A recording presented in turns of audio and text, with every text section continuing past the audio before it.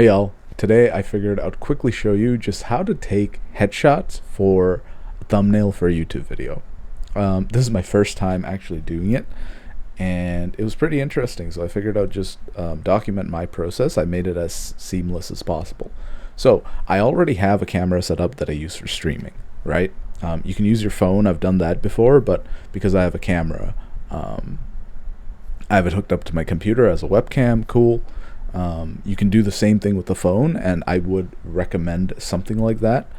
But basically, all you want to do is set up some way to be able to take a whole bunch of pictures in quick succession.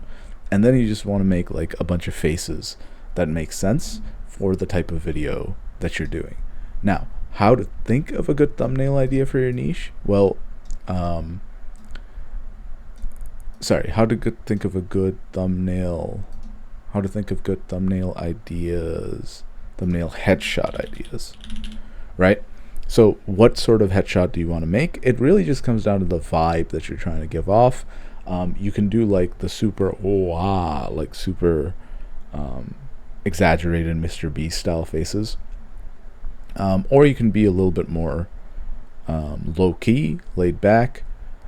You can have a very serious face. Lots of them work really well depending on the style of video that you're doing. It really just comes down to the vibe that you're trying to give off for both that video and your channel. So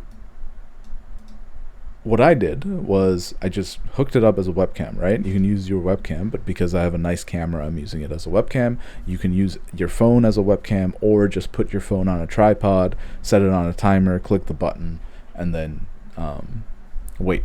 The thing is, I don't love that timer method because there's a lot of time between each shot, and it adds a lot of friction. So you want to make the process of taking a whole bunch of pictures in quick succession as easy as possible. So all I did, literally, after I have a webcam set up, is I started up the camera app on Windows. Literally just the camera app. It's built in, it's normal. I went into photo mode, I picked this webcam as the source, and then that's it. I just went ahead and clicked the photo button a million times, and I got 47 pictures that I took in about the span of like 3 minutes, right? Because I just kept clicking the button and I did a whole bunch of like stupid faces, right? Some of them were stupider, some of them were more exaggerated, some of them were like these two. I can see why people do them, because it's like, it just makes you want to click it just a bit more. It's like, what is this guy surprised about? It's annoying, but it's effective, right? That's why everybody does it so often. So the video that I'm actually going to be using this for isn't this video. It's going to be one about how AI was supposed to fix everything and save us, but it really hasn't, and that's because there's some underlying issues with how AI is being implemented. And some people are talking about it, but I'm not seeing, I think, enough people talk about it, to be honest with you, because I think it's probably the biggest issue that faces us, or ever has faced us. It is growing, but so I didn't want to have like any sort of a happy vibe to it. I wanted to have some sort of like a skeptical or disappointed vibe. So this one was the one that I think just had the most unique look out of all the ones that I did. I don't know, it just looks kind of like, so it's sort of skeptical, sort of goofy, but it's like, it's different enough that I think it might be click-worthy. But you could also do like a super serious face. I tried to do a super serious face, but I just look like a murderer, on the toilet or something. So I don't love that.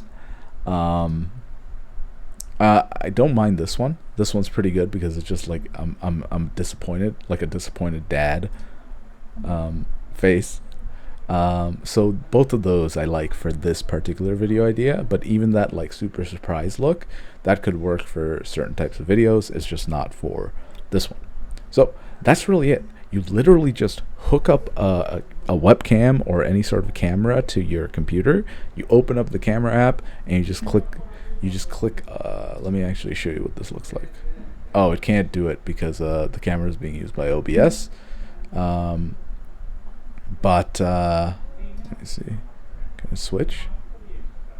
No, it's not able to because the camera is being used by OBS.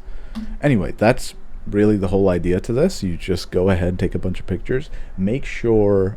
So I don't have any lighting in, right? Like it's about 6 p.m. It's a normal day. There's a normal sized window in this room, so there's light coming in. Just find some good lighting, right? Go outside, go sit next to a window during the day, when it's not a gloomy day, and you'll get plenty of good lighting. It'll be better than most soft boxes, unless you got a big old soft box.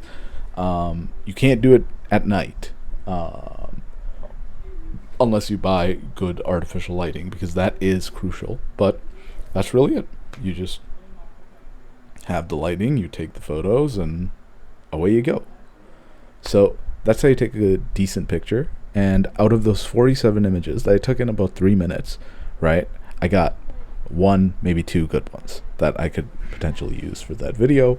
But that's fine. I could do this every single day, and it would take me like 5 minutes total, right, to get like 50-ish images. It's not an issue. It's not difficult at all. And I would highly recommend people try it out. So if you've never uploaded a video with a specific sort of headshot thumbnail, hopefully this helps you out a little bit, because I think a lot of videos get a little too overwhelming with like the whole bunch of stuff that you have to do, and you have to do a thumbnail, image, you have to do a headshot, and then you have to crop the thing, and you have to do whatever. What I'm going to do is I'm just going to break it up into very simple, digestible things and show you just each step, right? Today was just taking a headshot for a thumbnail. Tomorrow it might be how to get rid of the background and put in a new background, right? Next time it might be how to do the text. And then at the end of it all, I might do a whole tutorial on how to set up one good thumbnail. But, you know, it's not like I have a lot of success with this. It's just you're seeing what I'm seeing as a first timer doing this sort of stuff.